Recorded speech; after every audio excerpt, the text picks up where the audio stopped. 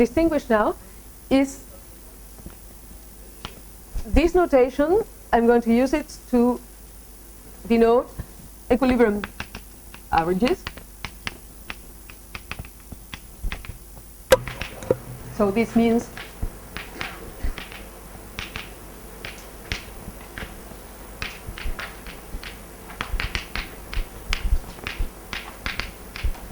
taken as usual with the partition function. You put the observable, which is this dot here, within the partition sum, and then you normalize. So this is the usual equilibrium measurement. And yesterday I didn't use this subindex EC here, but I think that it will be clearer if I use it. So I'm going to introduce it now. Yesterday I used this one to denote dynamic averages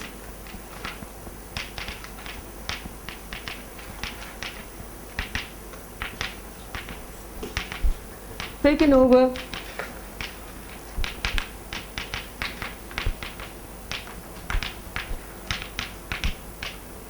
noise realizations. So if I think in terms of an evolution dictated by a Langevin equation, this means averages over different realizations of the noise taken with the probability distribution that I will attribute to the noise.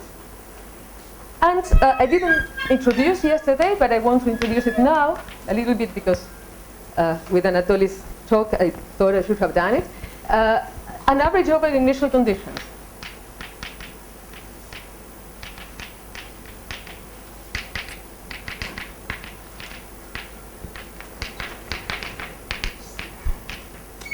So why didn't I introduce all these averages yesterday?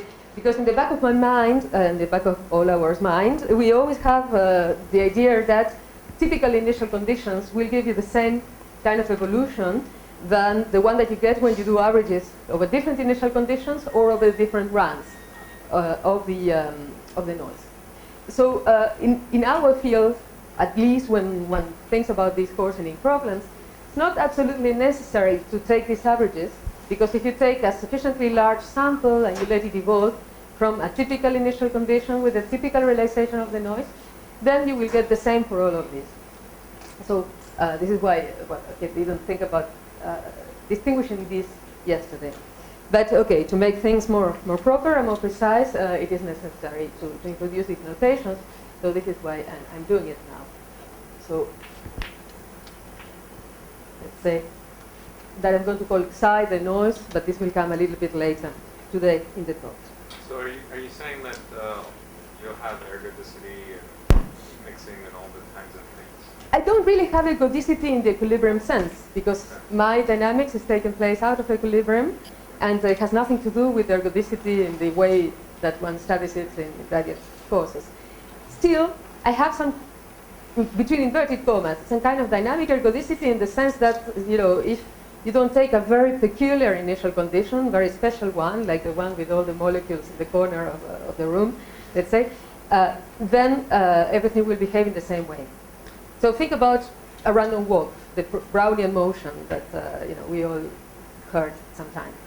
There, it doesn't really matter where you put your particle initially. When you take your Brownian particle and you put it in the fluid, it doesn't really matter if you put it, far away from the center or after a short transient, all of these motions will, on average, statistically, do the same. Statistically. This is what I mean by the not special influence of the initial condition or of the special noise. So in the Brownian problem would be the special experiment that you do. I mean, you put the particle once in a position, you take it out, you put it again in the same position, let's say, so that you don't have fluctuations induced by the initial condition. But of course you will have induced by the noise, because collisions that the Brownian particle will feel will be different in the second experiment. Still, statistically, the behavior of the particle will be the same. So this is what I mean by little influence of the initial conditions and noise. But still, okay, let's keep these notations. And I'm going to go back to what I started discussing yesterday, which was the issue of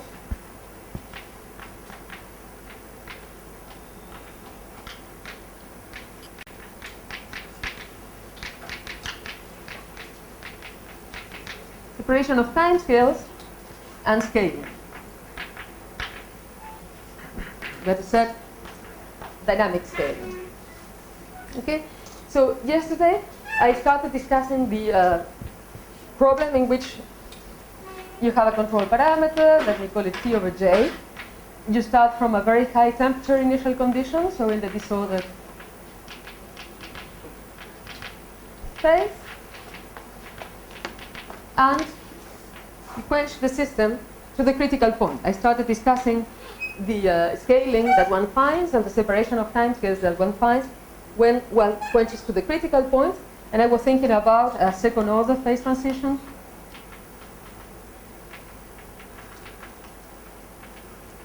Separating the disordered phase from an ordered phase with an order parameter, and the example that I was talking about was the example of magnetic systems.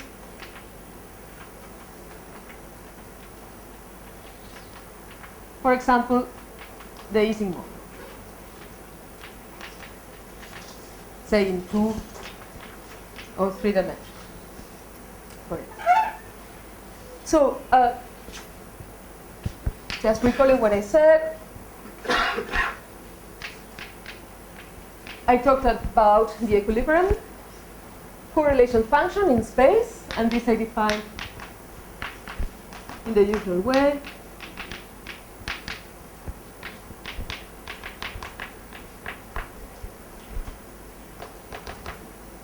The correlation between two spins at a distance r within the sample.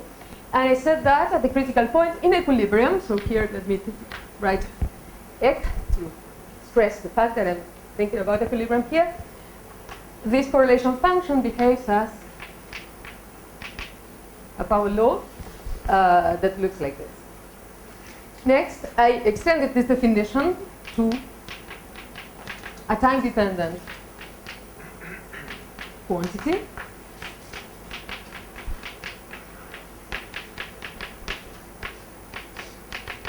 So the top line is at TC?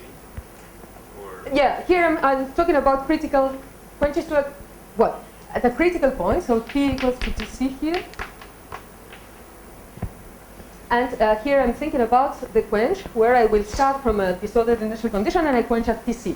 Later I will discuss the case where I quench below TC and compare with what I find here. So I said yesterday that this object has a separation of timescales, although I didn't call it this way, but now I want to introduce the notion or the concept, the name, such that it behaves as a product of two factors, one being the one above, and another one, let me see which is the notation that I used in my notes, another one that I'm going to call with a G.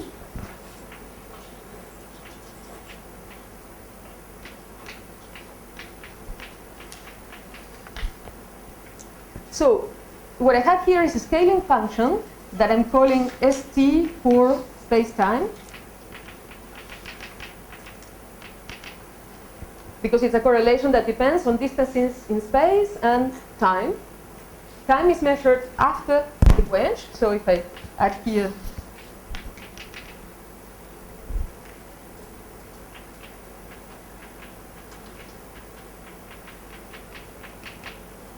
an axis that describes time, I call 0 the initial instant where I'm quenching the sample and where temperature is set to be equal to Tc, and time is measured from here. So this is a generic time after this initial quench. And this is the time that I'm using here to correlate on the same snapshot at the same instant the configuration of the spin on one side and on another side at distance r. So what do you have to observe here? You have to observe here that there is a product. Let me show it with a cross and encircle the cross. And there is a product between a function, which is the equilibrium behavior of the problem at the critical point, times another function, which is definitely out of equilibrium. It depends on time. Okay? This is the out of equilibrium factor, if you wish.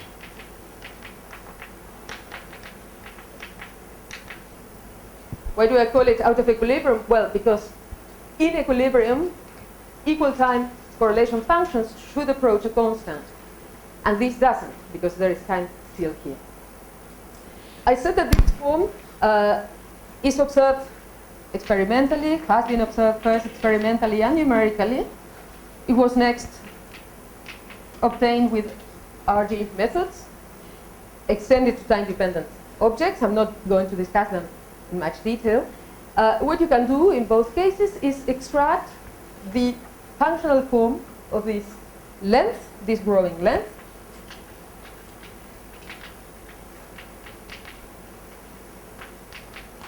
RC of t, and find that it goes like power law with an exponent, which is what is called the dynamic critical exponent, and is the same value that you would find if you start your dynamics from equilibrium at the critical point. So you do, if you're used to I don't know, numerics, you do your Swensen-1-like algorithm to equilibrate your sample at the critical point.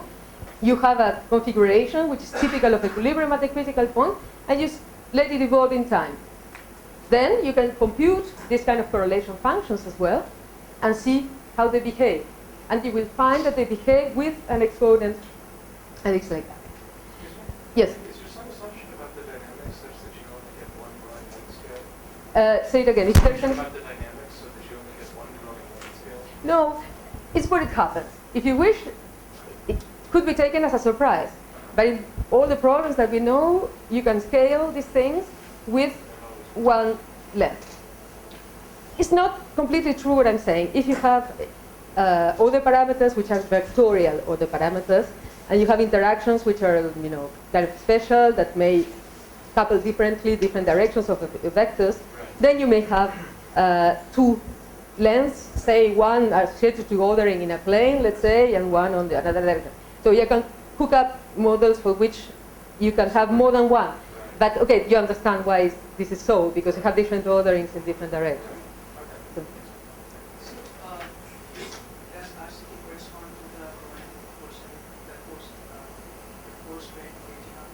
yes, so exactly. So the RC here, what it's telling you is telling you something about the length of the patches that equilibrate up to time t. So if you go farther away from this length, then your patches are not equilibrated.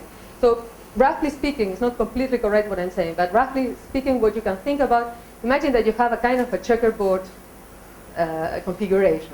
So you have boxes of length RC of t, which are equilibrated, but then when you go and look beyond, this next box is not equilibrated with the previous one, and so on and so forth. See? This function g of x, Yes. how does it behave for large x? Is it exponential or power? No, it's power laws. Typically, it's power laws, and it's you can extract those power laws with RG's arguments. Then how do you distinguish between patches that equilibrate and do not? Because you don't have really a scale, right? Well, the scale is RC. So if you Well, the scale and the power law is just that. let me say what this thing is doing. So it's going from a constant to 0, right? And going to 0 with some power law relaxation. So I don't know, x to the minus, we call it, should I call it 0? Something like this. Can be very complicated, this function. I will show an example, the ON problem next, where it is not a power law. It's an exponential times a power law. Can take different forms. It's very difficult to give its full form. I mean, you cannot give its full form analytically, but somehow you can extract asymptotic behaviors. And you see that this length is the one that controls whether this argument of the scaling function is much smaller than 1, let's say. When it's much smaller than 1, this goes to the constant I was talking about over there, and you recover the equilibrium relaxation. While if you go to distances which are beyond this RC, then this is not a constant, it's important, and then it's the thing that will allow you to scale the data, as I said yesterday. Okay, so you can play the same sort of game with the two-time correlation function that I also discussed yesterday, or at least introduced briefly yesterday.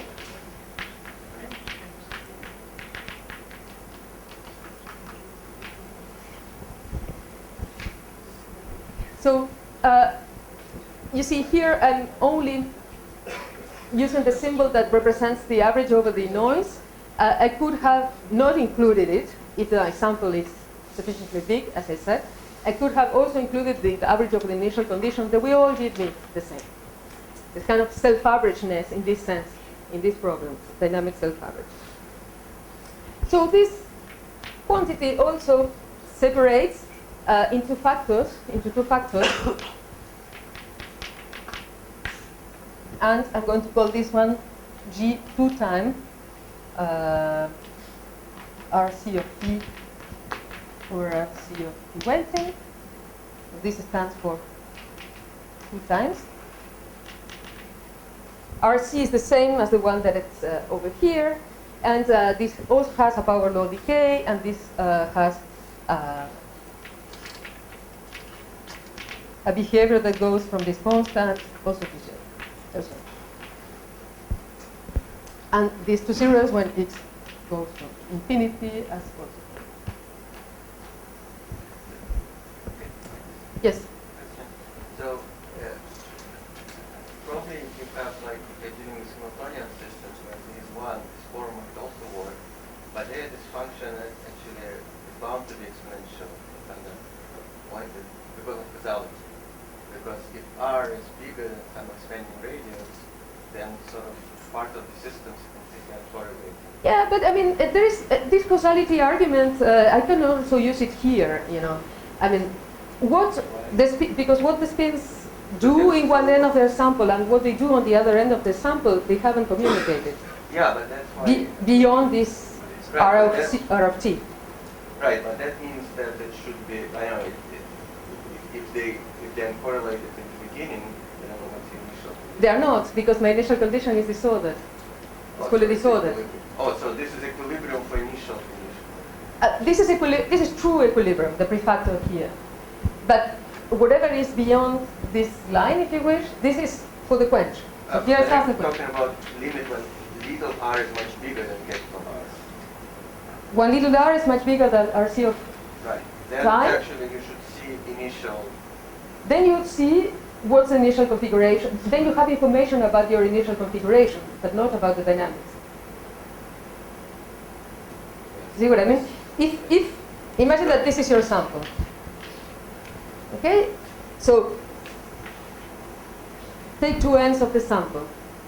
So these 2 ends of the sample, 4 times which are, so if the distance between these 2 ends of the sample is much larger than this RC of T, these two don't know of each other. Yeah, but they can still dephase independently. Because suppose I start from a situation when their, say, correlation functions decay quite slowly. Then you quench to a regime when correlation functions decay faster. They can start dephase independently. So but then I don't understand what you say. You're doing the opposite quench, I think. Because well, you start always from short correlation. yeah, I could do it in the opposite way. I can tell you what happens if I do it in the opposite way. But I always, in this discussion, think about quenching from the disordered phase into somewhere. This function has to be exponential, right? Because if it's power law, there is some. I just don't see how I can reconcile power law with what you are saying. That when x is big, I should recover. You are saying my initial state. But if my initial correlation decay is very, very fast exponential. Okay. Okay. Well, there's another tricky issue there. The tricky issue is that I'm thinking about these spin systems. And these spin systems, for instance, in 2 dimensions, the completely disordered paramagnetic configuration, it's very closed, and even for certain lattices is critical percolation. So there are correlations in the initial condition that are hidden. So these are the ones that you may recover here in the behavior of this function. Okay? But if you really have initial conditions that are completely uncorrelated, as you say, then what you're saying is instructional. Okay, this is a, yeah. Wait, so just to recap, Yes. your initial situation is disordered. Yes. It might be like this critical disorder. No, in this case, it could be critical disorder, but in this case, it's just a paramagnet. Okay? So it's a paramagnet, and here, it's a paramagnet. But for spin systems, you can have, even in a paramagnet, for certain lattices, some hidden correlations that you wouldn't imagine they are. But then you're quenching to TC. I'm quenching to that TC. narrow sense. Okay. Exactly.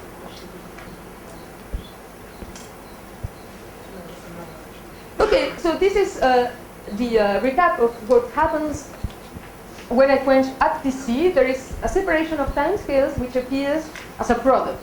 Okay, it's a product. And I want to stress the fact that I have a product of two factors.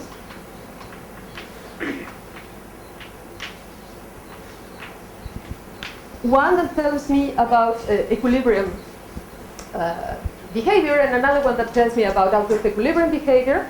And basically what I can think about is that at a given time t, I have patches of length RC of t, which are equilibrated. And then if I go and look beyond, I have like a superposition of these patches. I mean, wherever I sit, I can see a patch.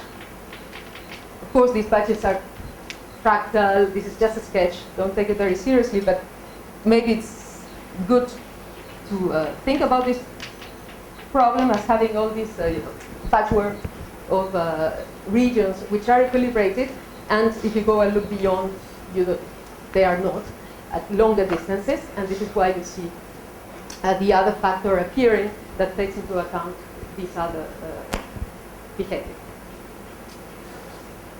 Okay, now what happens if you do the quench below the critical point?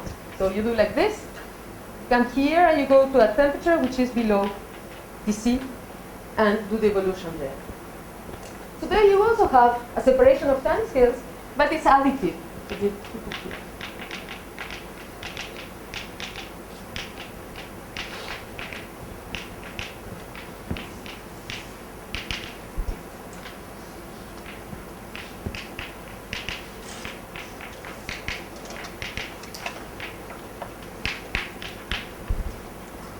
So if I write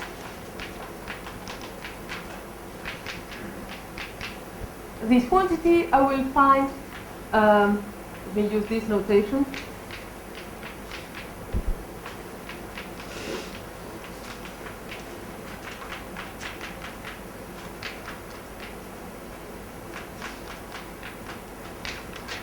So I have a sum of two terms in both cases, for both correlation functions and for any other one that you could like to define, where you have a piece which tells you about equilibrium within domains, and now the domains, I can see them clearly in my pictures, and what happens next.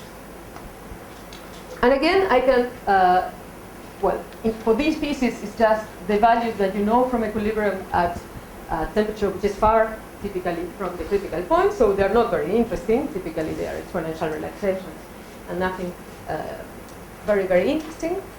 But what is interesting is which are the asymptotic values of each of these pieces and how we match them.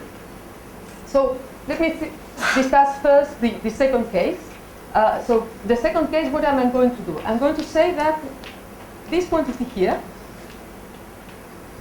is going to vary from 1 minus mx squared. This is equilibrium magnetization at the temperature at which I'm working, so let me put it this way. And this is at times which are equal. And it goes to 0 at times which are very far away. And the other one, I'm going to scale it in this way. Let's call it f, 2 times RT over RT weighting with a function that goes from mx squared at t equals, or let's say t tending to the weighting class to 0 at times which are very firmly. So what I'm doing here is looking at the two-time correlation functions. So I'm comparing the configuration of the sample at 2 different times after the quench. And the separation that I observe in my data, if I plot this full correlation function, is something that looks like this.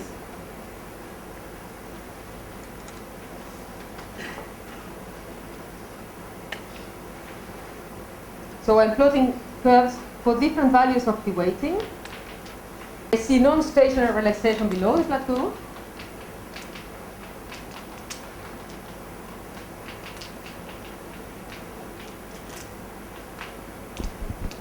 And how do I interpret these curves? Well, I interpret them in this way, with this additive separation of 2 terms. One of them, I'm going to draw it with a dashed line here. Try to be more or less in agreement. So this is the translation of this little thing that goes to the plateau.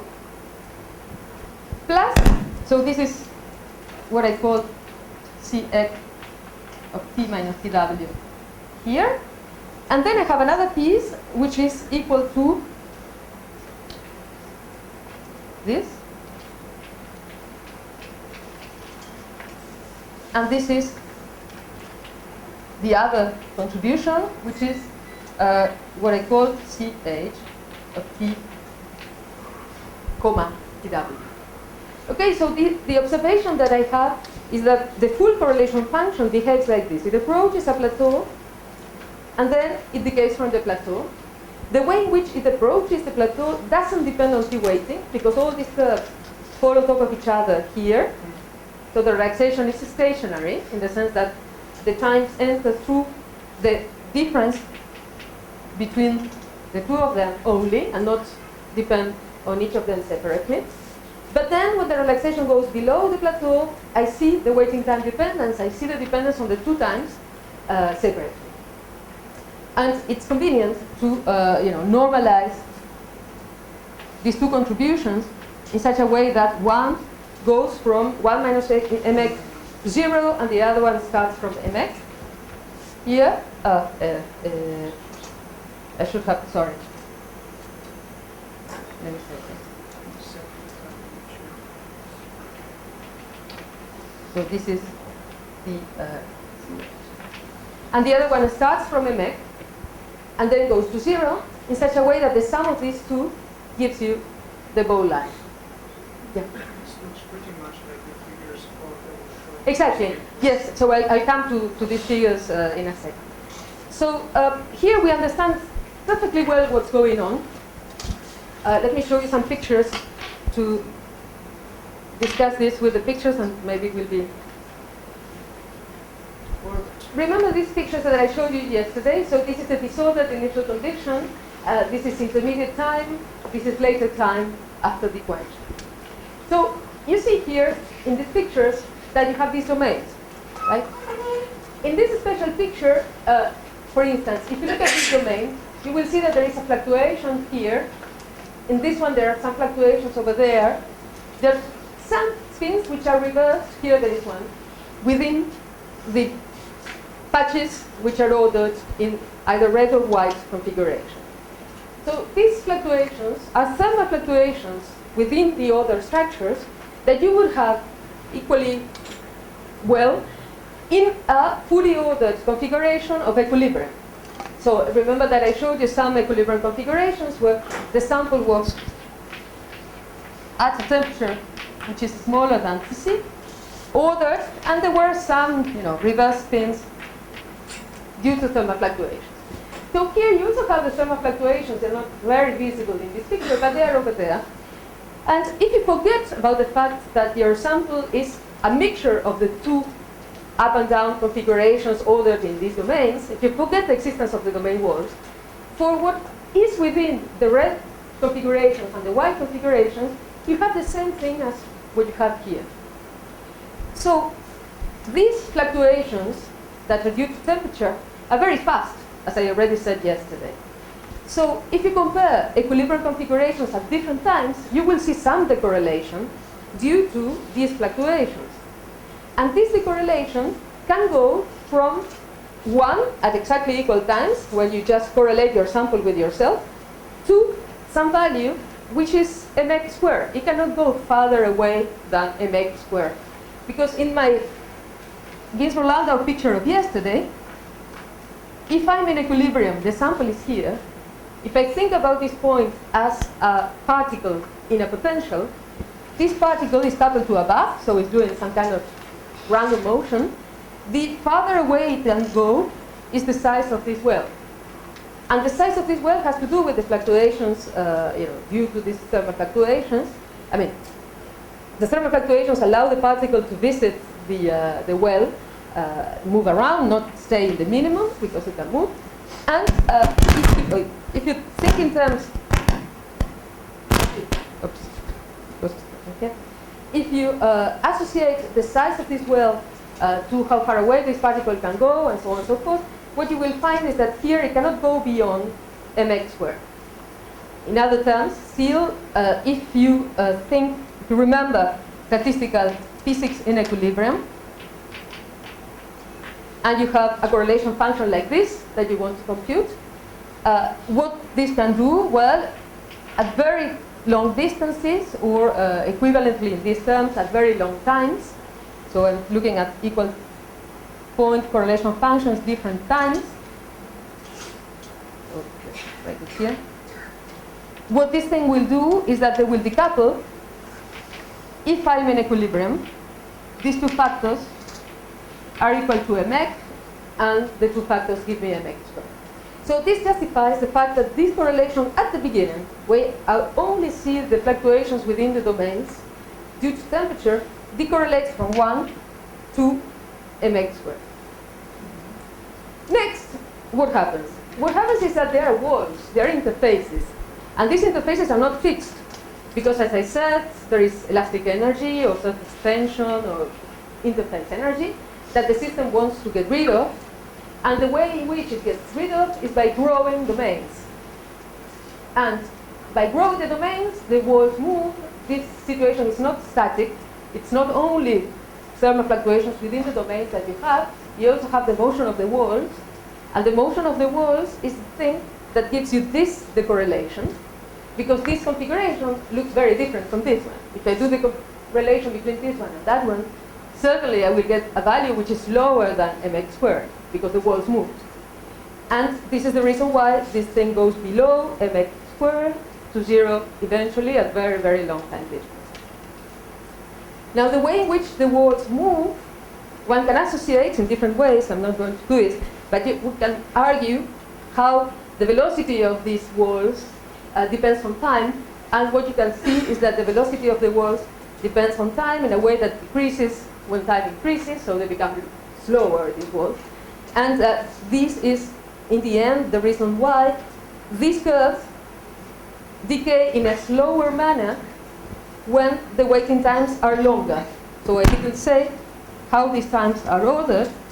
They're ordered in such a way that TW1 is smaller than TW2 and smaller than TW3, and so on and so forth. So older samples, in the sense of TWs longer, decorrelate in a slower manner.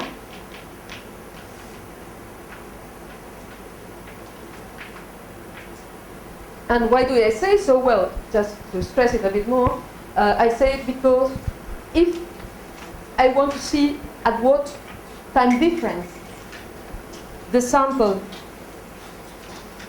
reaches at certain value, say 0.5, of the correlation function, well, it needs this time difference for this waiting time, for TW1, it needs T minus TW1, say the 1.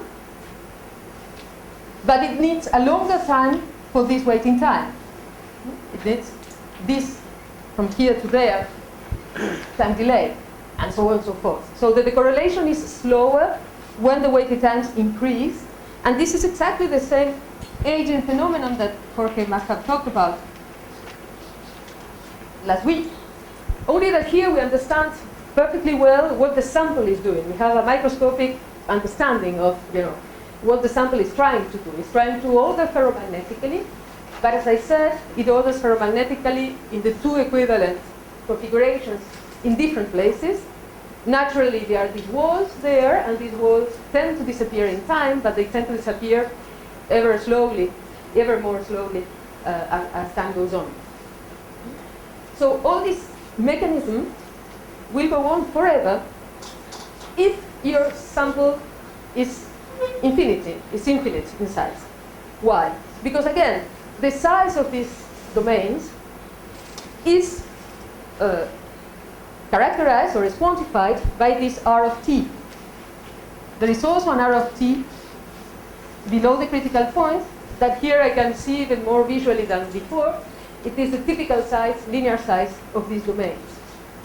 And if I want a domain to cover my sample, I need R of t to become of the order of L, the linear size of the sample. But it turns out that this R of t, below the critical point, it typically grows also as a power law, but with a different value, with a different exponent from the one that I discussed before at the critical point. But it's still a power law. There are other cases that I will discuss later, but typically it's a power law. And okay, if you need this power law to reach L, as yesterday, T has to diverge with L. And if L is taken to infinity at the beginning of the calculation, so the thermodynamic limit is taken first, and long times are taken eventually later, but not scaled with L, then you will never reach L with R of t. So again, you can extract from here an equilibration time that will go like L to the ZD for temperatures below the C. Okay? Yes? Can you just qualitatively think about this as dynamics with one conserved quantity and one almost conserved quantity? And so that in sort of each moment of time, I'm in perfect equilibrium with respect to both energy or the temperature and this big R. But this R sort of slowly changes in time. Well, in principle, I can probably write some conjugate field to this R to just enforce equilibrium with this size of domains, and probably I will reproduce this the same. I'm not that sure. I mean, because let me see. So what you're going to do, but then you're going to do in a static calculation.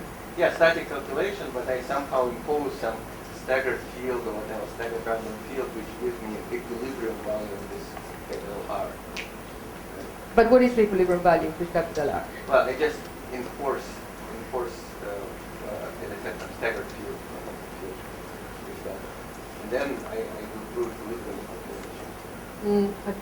Well, I'm not Well, that sure. it- Anyway. it's sort of- In another languages, can you do a mean field in which you just do mean field in set patches of dimensions R roughly, and then you study the time You can do certain mean fields that allow you to, I'm going to do one next, a large n mean field that allows you to compute all these things, but of course it doesn't give you the results for finite dimensions as usual. But it doesn't work in this way. I'm not that sure that one can do a calculation like the one that you propose. But okay, we can discuss it later. But I don't see very well how it could work. Okay, so Another question? yes, please. Yeah. So thinking about the aging and what Jorge was talking Yeah. about, so you showed us like the free energy density Yes. length function, but thinking about free energy landscape, I guess, as a function of the whole configuration of all the spins. Yes. I mean, is it you know what that looks like? Is it this like? No, this is something that I tried to say yesterday, is that this picture for certain aspects is useful, like what I said before, but for other ones it's very misleading. Right. Because, exactly, as you say, here I'm only writing phi, but then there are all the other components of the spins, which I'm not taking into account within this average of the full sample. So, no, I mean, it's very difficult to go and have a look at everything which is going on in these transverse directions. Right? Sorry, this is probably a very naive question, but usually people use spin glasses telling that aging is due to certain distribution of barriers. This is again misleading. Yes. So, I don't know how far Jorge went last week, but in many of the models, mean field still models of glasses that we understand very well because you can solve them, in many, many ways. There, what happens is that aging is due to moving on a flat landscape.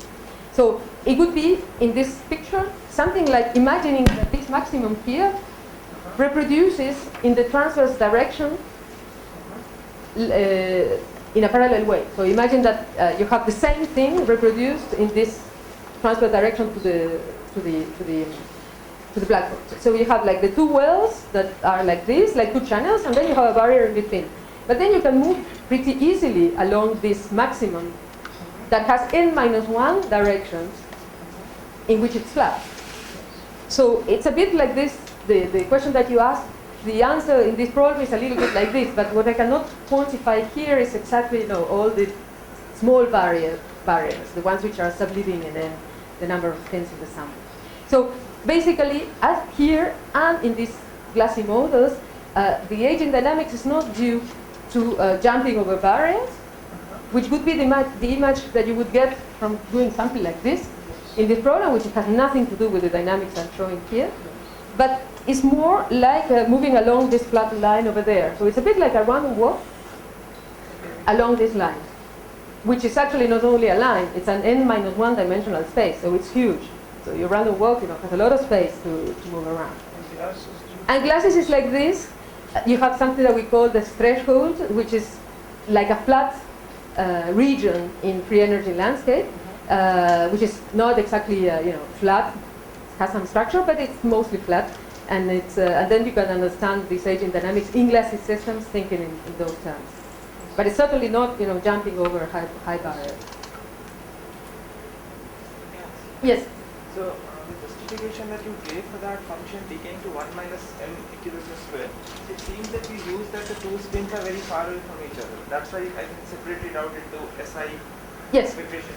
But when we define the correlation function, the Ct minus Tw, yes, we look at the same spin.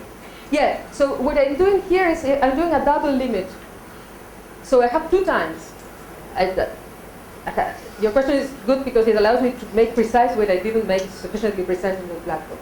So you see, I have to think about this curve as a function of two variables, but I'm plotting it on the blackboard as a function of only one variable, T minus Tw. So this part here corresponds to a limit, the approach to the plateau corresponds to a limit in which I'm taking, I'm writing it down here, the limit of T minus Tw going to infinity, the plateau, the separation of time scales like this, but T minus Tw much smaller than Tw. So you see what I mean? First of all, I take Tw to infinity. And next, I take T minus Tw to infinity. So I should have written it in the opposite order. Let's see. W. So this is the first limit I take, and this is the second limit I take. So time differences.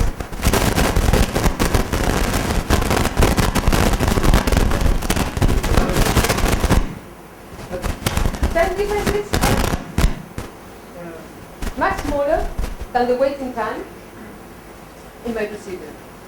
So concretely, in a simulation, what do? I take the waiting time to be 1,000,000 Monte Carlo steps. And then I take the extra time to be 1,100,000. So then T minus Tw isotopic time, but it's much smaller than TW. Okay? So in this picture here, it's like saying that this thing, it's very, very large, so 10 to the 6 Monte Carlo steps. But T is close to it. So T is 10 to the 6 plus 10 to the 5 down steps. So this is the limit in which I'm approaching the plateau. Next, I go beyond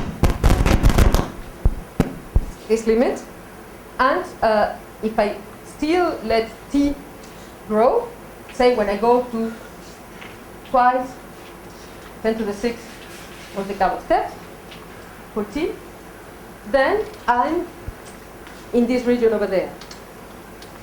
Why is it so? Because I say that the scaling variable of the part that the term that describes this decay is the ratio between the two times. The length evaluated at 2 times. I said that the lengths go like how long? I think this is the thing. So if I take T to be twice the waiting time, then I have something that deviates considerably from 1 here. So it's 2 to 1 over ZD. So then I enter the regime in which the correlation decays below the plateau. If instead I took T to be 10 to the 6 plus 10 to the 5 with respect to TW, then the 10 to the 5 I drop, and then this scaling argument is 1, and then the second part, the second term is just fixed, it's a constant, it's m squared, and then I get the plateau. So this is the way in which you have to think about the two regimes. Yeah. I was more worried about the height of the plateau, because when you say that it's 1 minus mx squared, you use that the expectation of SI in Sj is equal to the expectation of SI into expectation of Sj. Yes. We can write if I and j are separated by large distance. But if they are separated by very long times as well. In this example of the particle in a well, imagine that you take a particle in a harmonic potential and you couple it to a bath. So then if you compute x, the position of the particle, of t and x of tw, average over the noise, and you take t to be much longer than tw, then you can factorize these two. And then you will get this value here, that we call it, I don't know, x0, x0 squared. So I'm using exactly the same argument. Is your TW set back as C1? TW set back? The equilibrium correlation. No, TW is a parameter. You're an experimentalist, and then you can choose TW to be 1 second after the quench, 10 seconds after the quench, 100 seconds. Okay. It's just a parameter that you have at hand that you can choose as an experimentalist. Okay, so let me recall something that certainly Jorge showed yesterday, though last week, which is this kind of curves. I'm sure he must have shown this sort of curves. So these kind of curves are correlation functions in a Lennard-Jones mixture. So these are particles in interaction in a box, and that's the relevant correlation function that you can compute, which is basically density-density correlation function. And they are presented in Fourier space, so you are considering the correlation between 2 points at distance r at different times, tw and t, and you Fourier transform with respect to distance. So the q, which is over there, is wave vector with which you do the Fourier transform. But once you fix q is fixed, and then you don't move q in this plot. So it's exactly the same kind of plots that I showed here, but for a different system, where you cannot identify domains. We don't know how to do it. Maybe there are, but we don't see these domains. We don't know how to see the other regions separated by domain work. Still, the shape of these correlation functions are very similar to the ones that I showed you here, even with the plateau. Well, maybe it's not so neat, the plateau, as it is in this sketch, but it tends to be one can think that it's there. And the dependence on the weighting is the same, so the weightings increase towards the right part of it. And so qualitatively, you have something very, very similar. Only that you cannot get a visual interpretation of what's going on. And if you look at the space-time correlation functions at equal times, different positions in space, and then you don't see much going on either. You cannot identify an R of t. So we don't fully understand what's going on. There are certain tricks to identify or try to think about some distances that grow in glassy systems, but I'm not going to discuss them. Are a little bit technical for my purposes here. But I just wanted to highlight this kind of plot to tell you that there are connections between what we see here and what we see in glasses, although we don't understand them in full detail. And this is just something to recap what I've said. So this is the kind of the behavior that you should see in a quench to the critical point, with plots with different colors corresponding to different waiting times, and this multiplicative separation of time scales at the critical point is seen as this kind of the fact that there is no plateau at the finite value of the correlation function, but instead there is kind of an envelope that goes to 0, and this is not shouldn't be surprising at this point, because at the critical point the order parameter is 0.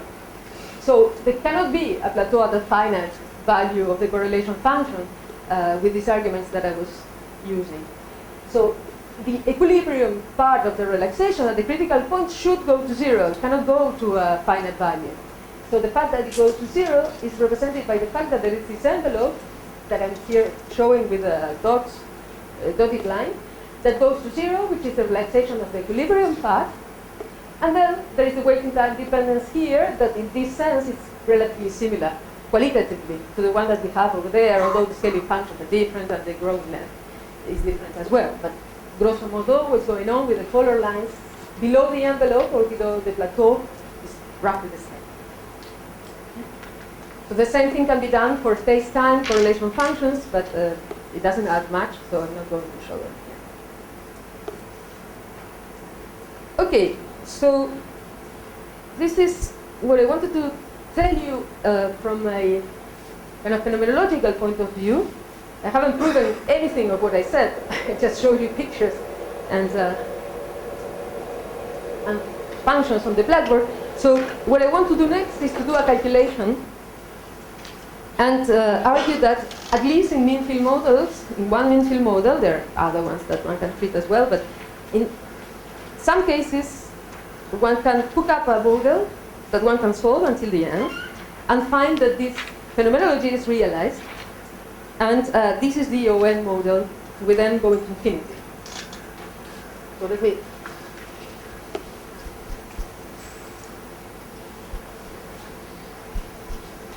in half an hour give you the basics about the ON model.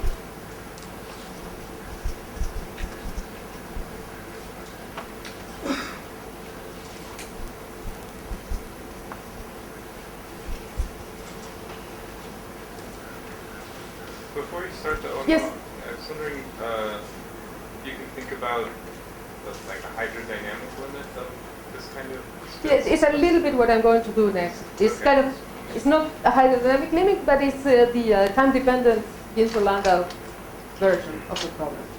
So it's introducing a continuous order parameter and trying to write down an evolution equation for that. Okay. Yeah.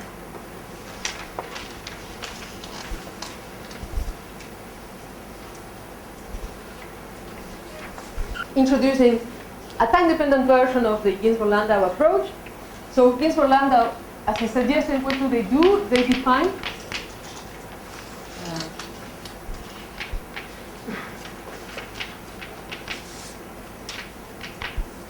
define an order parameter. In what I said over there, I was thinking about a global order parameter, where I sum over the spins in the full volume V, so this is the volume. And I go then from Ising variables to a continuous field, continuous variable, this page, with phi taking values in -1 and 1. So it's continuous. Now, next thing they do is to say, well, let's think about the local order parameter. And instead of summing over the full volume, let's sum over a volume, which I'm going to call V, centered at some point R. Are I is the lattice points? Yes, R is the lattice site. Yes.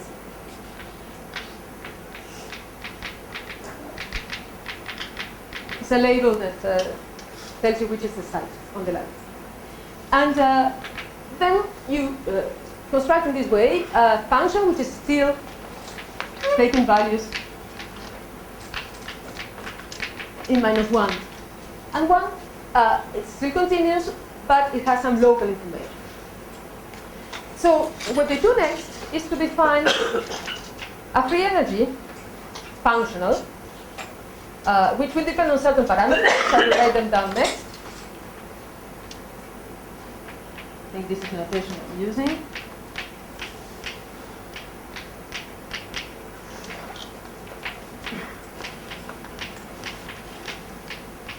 So the notation I used yesterday.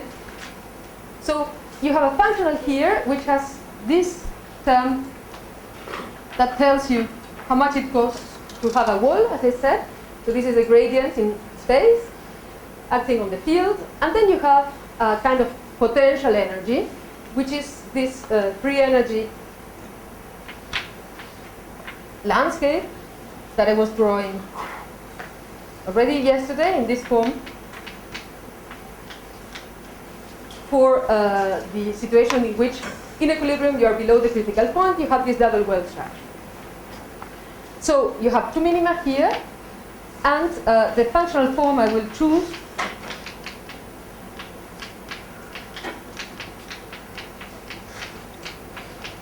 for F is this. Okay, it's a double well.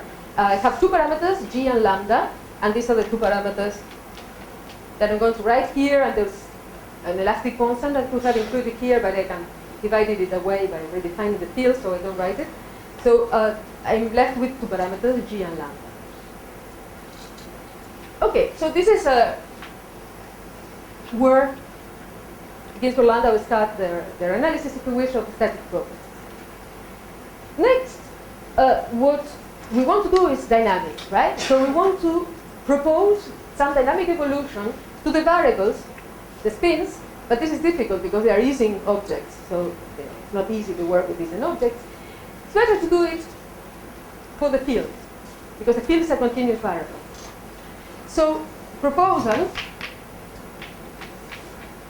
So VF is some small volume. Sorry? Is VF some small volume around the spin? The V is some volume around the spin. It doesn't have to be very small. It has to have, well, I'm not going to discuss the scaling of this V of R, but it's like a bubble that you construct around your site to do the coarse graining of the spins and actually get a continuous variable that varies continuously in this interval here. Because if you take VR to be very small, you sum over 4 spins, you don't get a continuous variable. So VR has to scale to infinity somehow, but it has to be much smaller than the full volume of the sample. So okay, there's a tricky business there that I don't want to discuss in detail, but it can be done precisely. So proposal, the field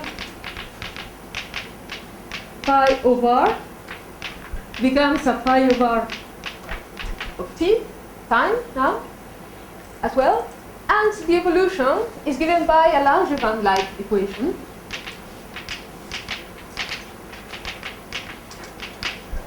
Acting on this function, phi. So the Langevin equation, I'm going to write it in this way. To write it like this.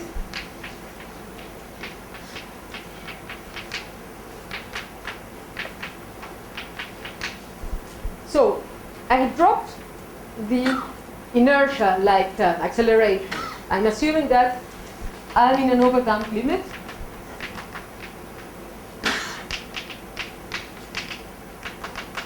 This can be checked a posteriori that is good enough for this problem. So I don't have to keep the acceleration term, which is nasty to do calculations. But in the end, you get the same thing. So, you know, you have to do the analysis of the timescales and so on. Timescales associated to that term are too short, so you can drop. So this is the dissipative term. This has to do with friction. There could be a friction coefficient here, but I'm going to send it to 1 through a redefinition of time. This is standard. There is a deterministic force that is obtained from the variation of this free energy life functional that I have defined here. And there is noise. And noise, I'm going to take it Gaussian distributed and white, though it will be convenient at a certain point of my calculation to introduce a finite timescale into the correlations of this noise, so it's going to be slightly colored at a certain point, and this is just to avoid some divergences that otherwise you would have at very short times. Well, it's a little technical issue, it doesn't matter so much. The point is that the noise will have zero min and will have correlations that I'm going to write in this way.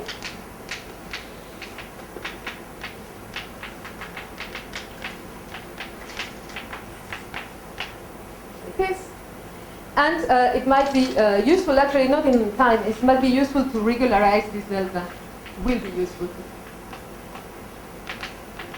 regularize it later, but I will tell you where it appears and don't bother right now here.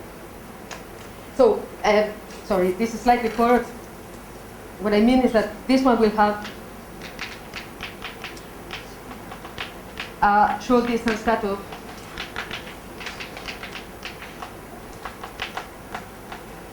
that one can associate with this lattice spacing. Anyway, I mean, there are different ways to do it. It's not very important at this point. But I'll keep it one. I made a mistake when I said it was slightly forward. So, okay, this is my starting point. Now, if I write down explicitly what this deterministic force is, I take variations and I will get this thing here.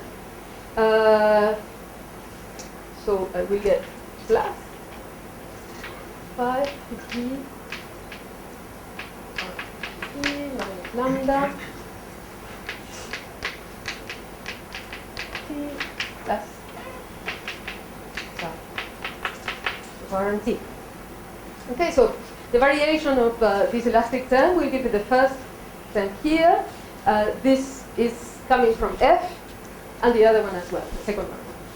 So this is almost a linear equation, but it's not a linear equation because of the 5 cube term, which is here. So, question. Yes. Maybe you're expecting it to be like a diffusion constant, something to. Here? Yeah, or no, I guess times the noise. But maybe that depends on how you're normalizing. Yes, the noise. it's a gamma here. I guess that this is what you're thinking about. If I put a gamma here, I will have a gamma here. Okay. But usually one redefines time, it's the gamma in the definition of time, and then it disappears from here and from here. So let's stress that it's almost linear on 5. Of course, it's not linear, and this is all the complications. This brings all the complications to the problem. But what can we do with this term? So there are different ways to try to linearize this term, keeping the important piece of information that we need to recover the results that we want to have. So one way to do that is to go to this OM model. This M here is not, I will try to write it differently, it's not the number of spins in the sample, it's another parameter. And what this OM model means is that instead of working with a scalar field, phi, over t. I'm going to upgrade the scalar field to a vector field. And this vector field will have n components. So it will have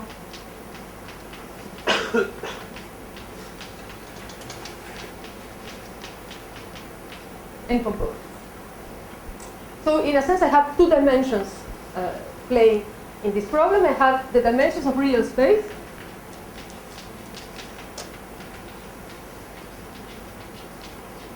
which is D, so R has its one, its D components. So this is the dimension of real space. But then I have this kind of internal dimension N that I introduced by hand. Now what I want to do is to upgrade F to be a function of this field, vector field. So here I can just simply say, well, I'm going to put an arrow. And now I want to explain what this notation means, because this square now is a scalar product with respect to the real space dimension, or the real space, and a scalar product with respect to this internal space as well. So basically here, since I don't have a lot of time, what you will have to consider is the derivative with respect to all the coordinates in real space of each of the components of this field, and sum them all. So what I mean here is that you will have terms of the kind d phi 1 x1, d phi 1 x1 plus d phi 2 x1, d phi 2 x1 plus d phi n x1 d phi n x1 plus d phi 1 x2 d phi 1 x2 and so on and so forth. Okay, you have them all there. This double scalar product. So this is a term that is over possibly n times the dimensions of space. Now what do I do with the local free energy contribution, this f of phi? Well, this f of phi, let me do it here. Naturally, we want to upgrade it to some f of vector phi. Now, the f of phi had a piece which was g squared, and another one which was phi fourth. And if I think about having upgraded the field to be now a vector, this phi squared will become something like the sum over the components from 1 n of phi alpha squared. So it's something that I can imagine it will be order n. There are n terms in this sum, n positive terms in this. So here, the second one will be, if I do it like this, if I keep it like this, will be order n squared. If I look at this, it will be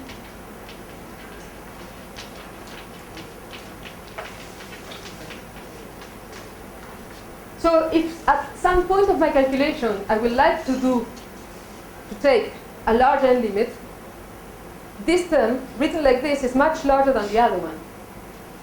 If I would like to take n to infinity, this one is much larger than this one. This is completely negligible with respect to that one.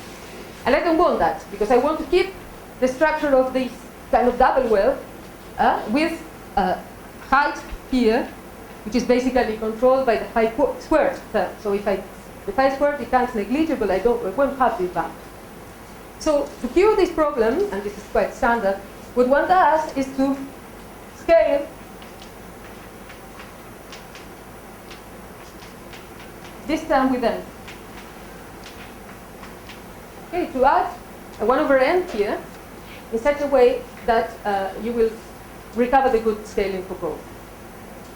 You get rid of one of the n's here, and then both of them are of the same order. But apart from that, I have the same kind of potential. Apart from this 1 over n here, it's the same form of the potential that I had before. I'm calling potential this part.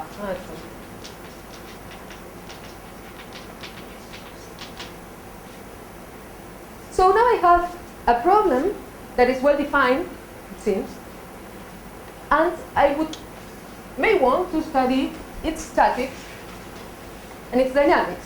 First of all, I want to know if there is a phase transition, because I want to have a problem with the phase transition, especially with the second order phase transition as the ones that I discussed. So I can compute the partition function as a function of inverse temperature and the two parameters in the problem. If I have 10 minutes, I will do the summary of the static results, and I will introduce the Langevin equation, but I leave for tomorrow the dynamic part, because otherwise I won't have time to do it. So what happens with the statics? I'm not going to do all the calculations, but here comes the convenience of having introduced this 1 over n here, and that I'm going to use to decouple this term. Why so? Because at the level of computing the partition function, what do I have to do? I have to sum over all the components of the field.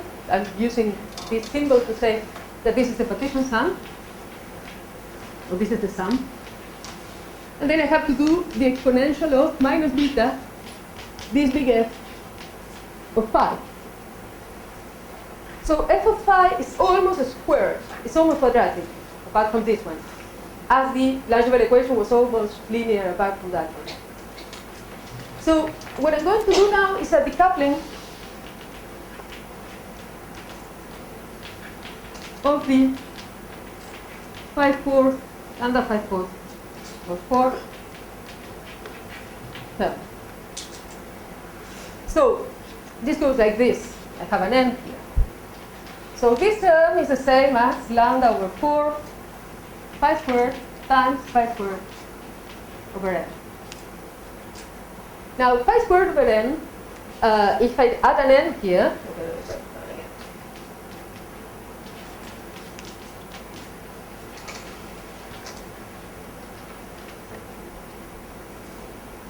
there is a sum of many terms,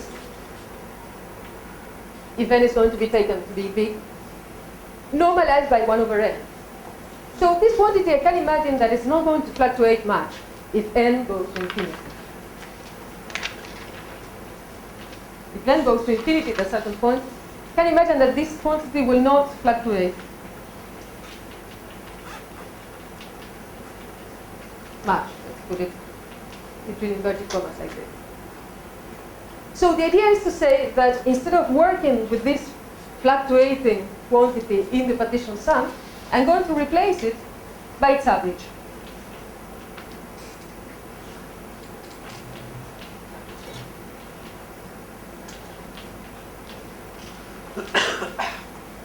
It's equilibrium average, because I'm doing equilibrium here. In other words, this is the thing that I'm going to use. So the phi squared over n here, I'm going to replace it by its average. It's a proposition. The proposition is then to make this f quadratic in this way, because one is fixed to the average that I don't know yet is fixed with respect to the partition sum. Then with this, the sum to perform is Gaussian.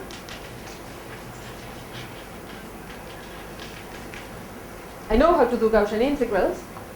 So if I do the sum with the Gaussian, I can find a self-consistent equation for this average. Because within the Gaussian, I can compute this average. I can compute phi squared x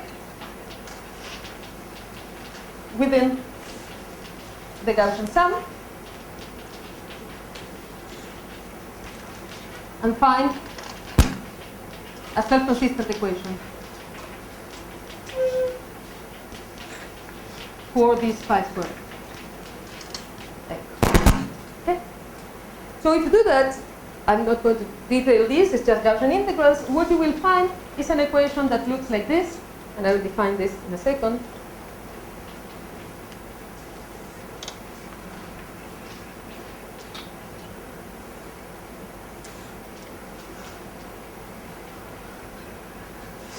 So we have this.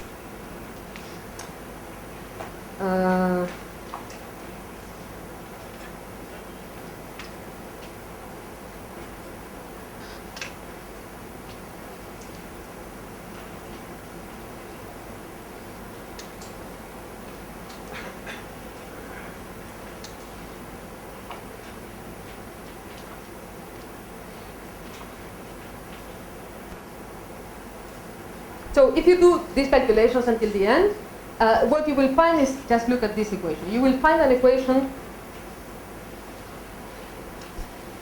the first and the last part. So you will find a self-consistent equation for the correlation length in equilibrium.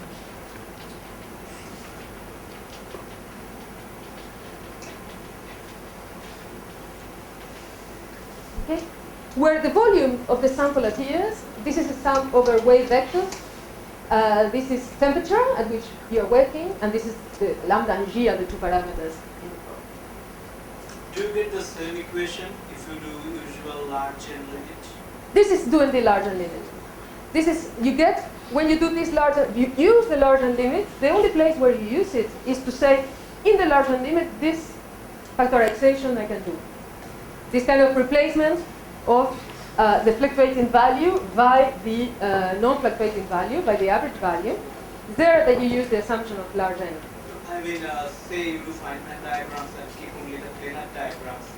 Doing that, do you get the same equation? Yes. You can also do it this way. You mean like It's also the language? Hartree approximation for those applied to the scalar field is what in field theory people usually call, or in condensed matter, Hartree approximation, which is only an approximation for a scalar field and can be pretty bad in certain cases, but for the large n it's exact. For the large n you can do all the diagrams as you say, and you see that the other ones don't contribute. So it's only the one part of the irreducible diagrams that contribute? Yes, I think so, if I'm not mistaken. Yes. I think it's the same question. You could unpack this intervals and measure the interval languages, depending on how much you're going to Also. Yeah. Yes, also. There, And then it's just the saddle point for them. yes. Yeah. But you can do it in different ways. This is what people I think that this is what people in field theory call the gap equation. This is the mass of your field. All these things appear in. What equation? What This equals to this is what sometimes in field theory is called the gap equation. And the mass of the field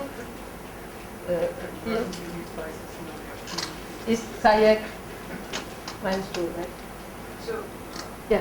this psi coefficient? Sorry? The psi. Yeah, psi is the equilibrium correlation length.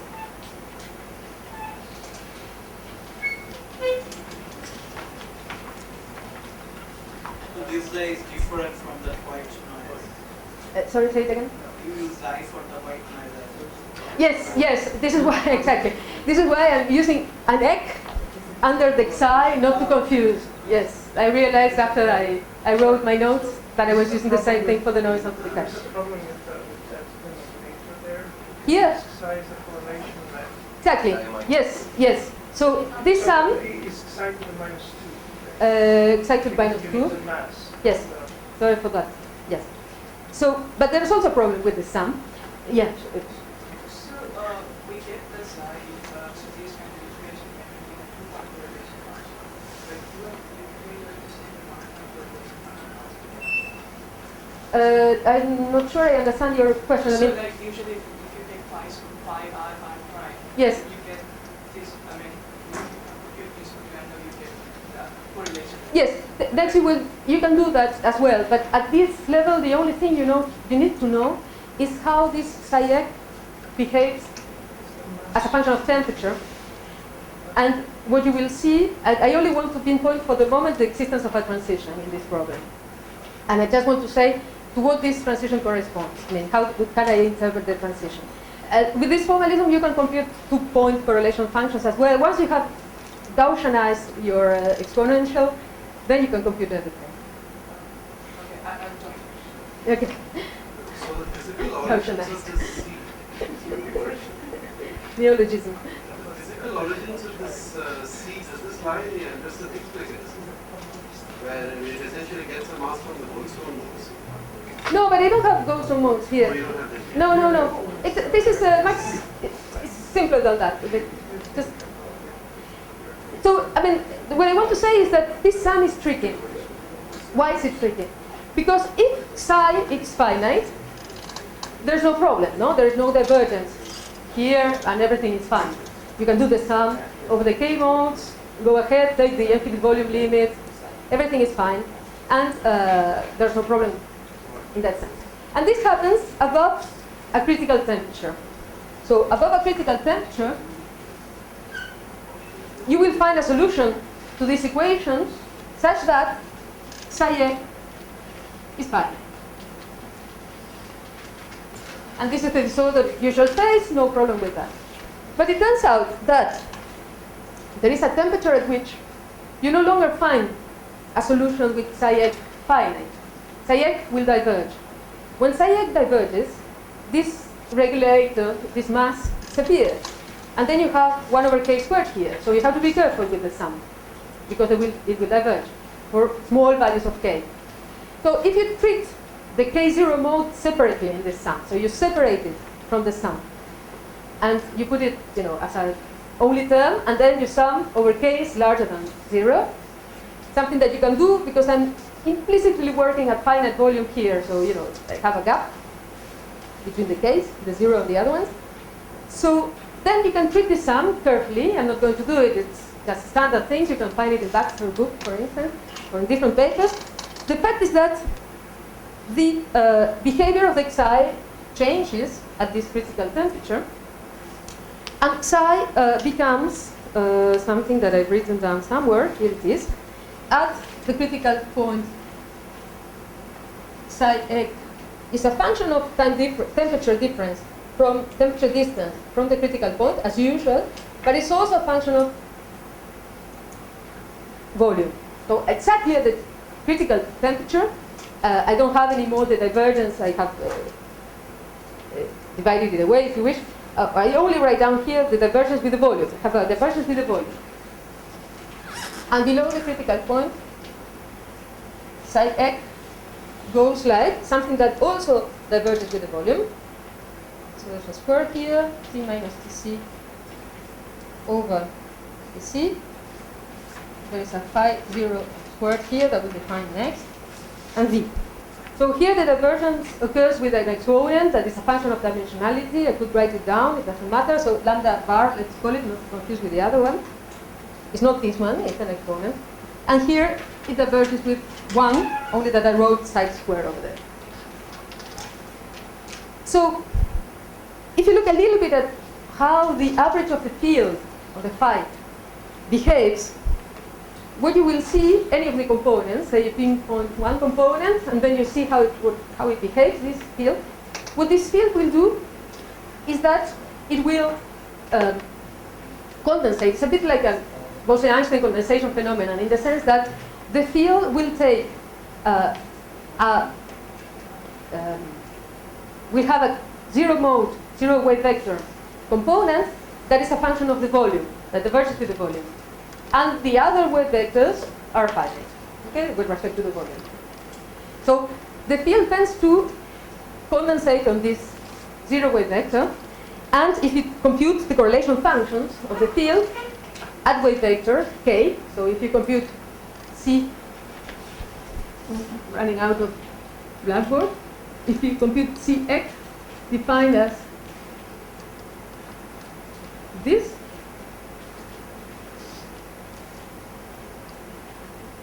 you will see that this object behaves very differently for k equals 0 and for k different from 0. Basically, it's a function of the volume here, and it's not a function, it's finite there.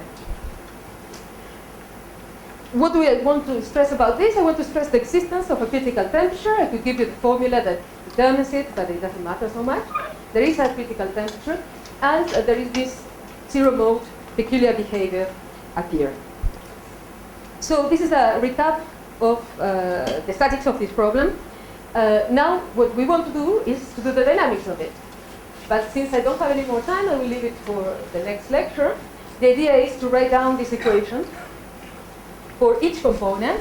So you will have a alpha, you have an alpha, you will have an alpha, you have an alpha, alpha. But here, what do you have? You have a phi alpha times phi squared that we get here. And you will do the same kind of decoupling here. Only that now you have to be careful with the time dependence.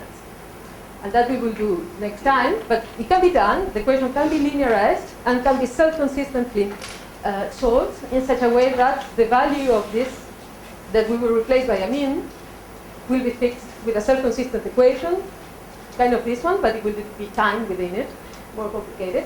But it can be solved as well, and then you can think about what happens with the dynamics at the critical point or below the critical point. So, okay, I will stop now because I went over 5 minutes, and can take questions if you wish.